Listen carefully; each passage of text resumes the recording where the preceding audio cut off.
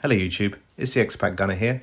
I just wanted to take a moment to do a quick product update and talk about Aimpoint, specifically the Aimpoint ACRO. As many of you might be aware, Aimpoint released the original ACRO P-1 back in 2019, and here we have it mounted to my Glock 17 Gen 5 MOS. Now generally the Aimpoint ACRO received good praise, well regarded as being a quality optic, very robust, and was the first enclosed emitter design. However, it did receive some criticism. Most notably was the fact that it used a smaller battery than what most common red dot optics used. The leader at the time was the Trigicon RMR, and it used, I believe, a CR2032 battery. However, Aimpoint with the ACRO decided they would use a less common CR1225 battery. Now, this caused some issues. Most notably was the longevity of the battery life. People using this ACRO P-1 on high settings would report that they would get through batteries in a couple of weeks, a month or so. If you run it on setting 6, I believe Aimpoint say it will last up to a year and a half, but there are various different reports on how long the battery will last. Anyway, that's not really the point of this video. The point of this video was really to introduce the update. So a few months ago, there was a big announcement from Aimpoint that they had released the second generation, known as the Aimpoint ACRO P-2. And this is what we have here today. So I just want to do a little bit of a quick unboxing and talk about the ACRO P-2. And let's have a look at how the design is different, how it's similar, and what we could look to expect from this into the future. So, Aimpoint ACRO P-2 comes in a black box. The original ACRO came in a white box. So let's go get into it and see what we have. So, immediately we're presented with the optic. As you can see, the design is similar but different.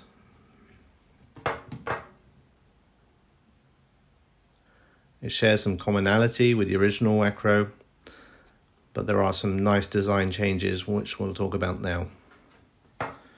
So if we take the side profile, most notably we have the buttons are changed, but we also have the battery cap on the left side as opposed to on the right side.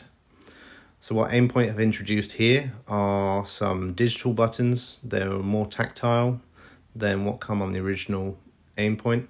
One of the issues I noticed running this optic, I wouldn't call it an issue, more just something to be aware of, is if you're racking the slide from the back, it can be easy to depress these buttons, and that can affect your brightness setting.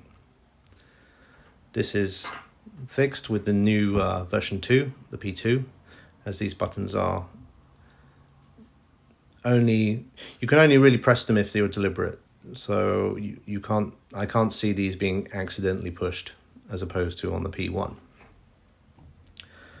Second difference, if we look on the other side, we can see that the battery cover is not there. We have the adjustments and the mounting screw, and we have the mounting adjustment on the top. The profiles are very similar.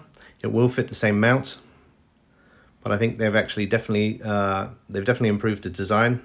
I haven't installed a battery in this one yet, but we can see that they share some similar features. But this is just to kind of give you an idea and a comparison about how they look together. So here we have from the top. You can see from the side.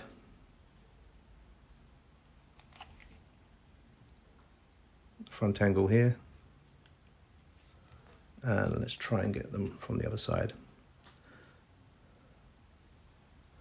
So I want to give a shout out to Baltic Armaments in Tallinn, Estonia. They were good enough to let me loan this ACRO P-2. It's one of the first units that have become available. This is one of 2 samples that they have, which would typically go to law enforcement and military agencies for evaluation.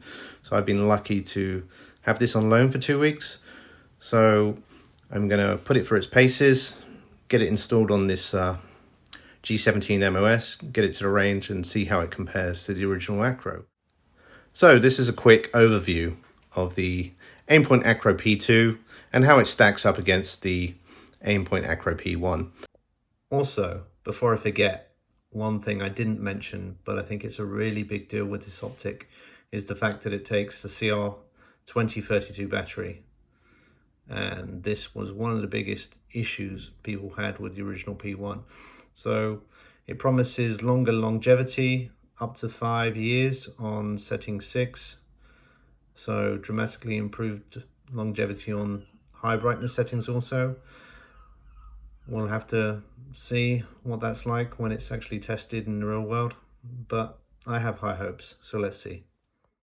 So if you'd like to see more on the ACRO P-2, please like and subscribe. I will be featuring more videos once I get this installed onto the pistol and down to the range. So stay tuned for more. Thanks for watching.